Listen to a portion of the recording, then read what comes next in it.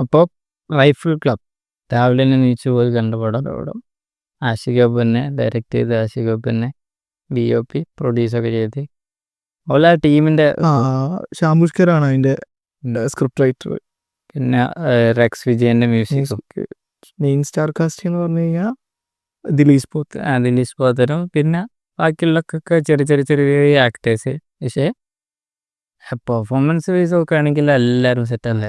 Correct ഏത് ക്യാരക്ടറിന് ആരാണോ വേണ്ടത് കറക്റ്റായിട്ട് സ്റ്റാർ കാസ്റ്റ് ചെയ്തിട്ട് അത് അങ്ങോട്ട് ലോക്ക് ചെയ്ത് വെച്ചുക. ഒരു കല്ലുകടി ഒന്നും ഫീൽ ചെയ്യണില്ല ആക്ടിങ് വൈസ്.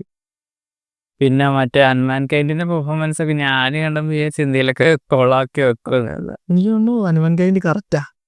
കാരണം ഹനുമാൻ കൈൻഡ് നമ്മുടെ അനുരാഗ് കശ്യപിന്റെ മകനായതുകൊണ്ട് കറക്റ്റാണ്. ആ ഒരു എന്താ പറയാ, ആ ഒരു ഇംഗ്ലീഷ് പ്രൊഫിഷ്യൻസി ഒക്കെ ഓൻ്റെ ഒരു ഡയലക്റ്റ് ഒക്കെ കറക്റ്റായിട്ട് പിടിച്ചു. അനുരാഗ് കശ്യപ് ആയാലും അടിപൊളിയല്ലേ.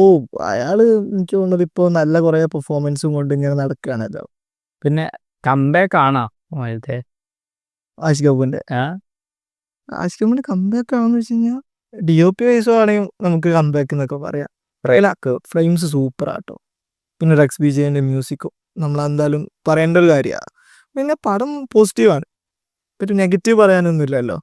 പിന്നെ ഇങ്ങനൊന്നും എക്സ്പെക്ട് ചെയ്യണ്ട. അതായത് ഇതിങ്ങനെ എന്തോ മാസ് സംഭവമാണ്, നമ്മളിങ്ങനെ കോരിത്തരിച്ച് നിൽക്കുന്നൊന്നും എക്സ്പെക്ട് ചെയ്യാത്താണ് നല്ലത്.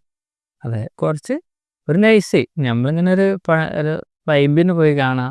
അതിലത്തെ ഓരോ സീൻസ്, അതിലത്തെ ഓരോ നമ്മൾ പഴയ നടിമാരൊക്കെ തിരിച്ചെന്തിന് വാണി വിശ്വനാഥിന്റെ ഒരു കംബാക്കാണ്. അതെ, ശരിക്കും പറഞ്ഞു കഴിഞ്ഞാൽ പെർഫോമൻസ് ആണെങ്കിലും ഒരു സ്ക്രീനിൽ ഇങ്ങനെ നിറഞ്ഞു നിൽക്കുകയാണ്.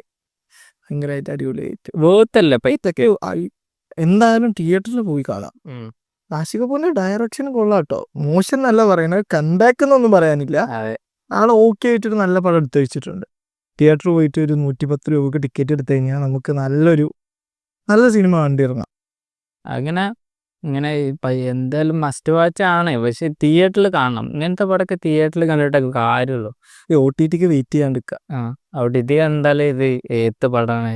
മേ ബി അങ്ങനെ ഫീൽ ചെയ്യാനുള്ള ചാൻസ് ഉണ്ട്. നേരെ പോവാ, ടിക്കറ്റ് എടുക്കുക, തിയേറ്ററിൽ പോയി കാണാം.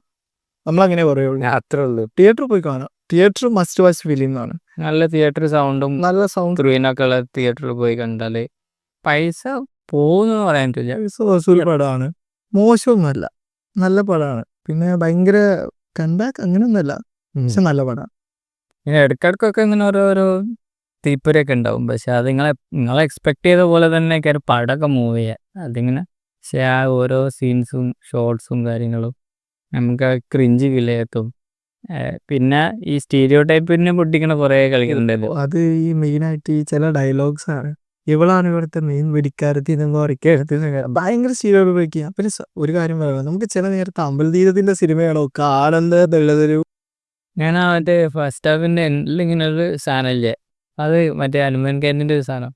അപ്പൊ എനിക്കിങ്ങനെ ഓർമ്മ വന്നേ മറ്റേ അമൽ നീരദിനെ.